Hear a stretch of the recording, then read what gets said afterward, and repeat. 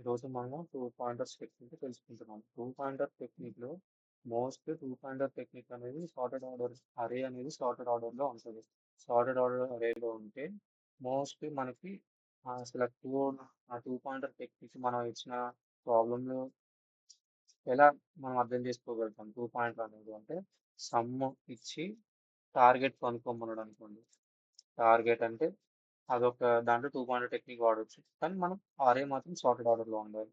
మళ్ళీ ఇంకా ఏదైనా some problems like 2 some, 3 some problems లేదంటే 4 సమ్ ప్రాబ్లమ్స్ ఉన్నాయనుకో అలాంటివి కనుక్కోవచ్చు. అంటే ఏదైనా చేసి సపోజ్ ఏదైనా చేసి కంపారిజన్ ఏదైనా 2 వేరియబుల్స్ తీసుకొని 2 వేరియబుల్స్ తీసుకొని కంపేర్ చేసి వాడికి అవుట్‌కమ్ వచ్చిందనుకోండి. అయితే వస్తే ఆన్సర్ కరెక్ట్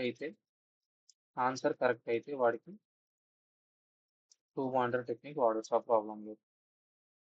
మళ్ళీ అసలు పాయింటర్ అంటే ఏంటి? పాయింటర్ అంటే ఏంటంటే ఏం లేదు పాయింటర్ అంటే.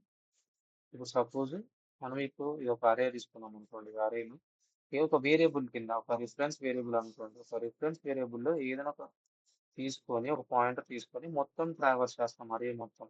ట్రావర్స్ చేస్తే దాన్ని ఒక పాయింటర్ అంటాం. ఏది ఇండెక్స్ అనేది ఇప్పుడు 0, 1, 2, 3, 4, 5 అంటే మొత్తం ట్రావర్స్ చేస్తే ఒక పాయింటర్ అంటాం. ఇప్పుడు 2 పాయింటర్స్ ఏంటంటే 2 వేరియబుల్స్ తీసుకోవాలి ఇప్పుడు.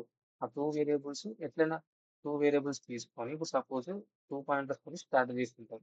అంటే ఇన్వర్స్ స్ట్రాటజీస్ లేదంటే ఇక్కడ ఒక స్ట్రాటజీ ఉంటుంది. ఇక్కడ ఒక పాయింటర్ పెట్టుకొని నువ్వు నీకు తగ్గట్టు ఉన్న కోడ్‌ని చేంజ్ చేసుకోవాలి అంటే ఇప్పుడు ఇట్లైనా రావచ్చు. సో దాన్ని 2 పాయింటర్ టెక్నిక్ అంటారు. దాని స్ట్రాటజీస్ మనం నెక్స్ట్ వీడియోలో తెలుసుకుందాం.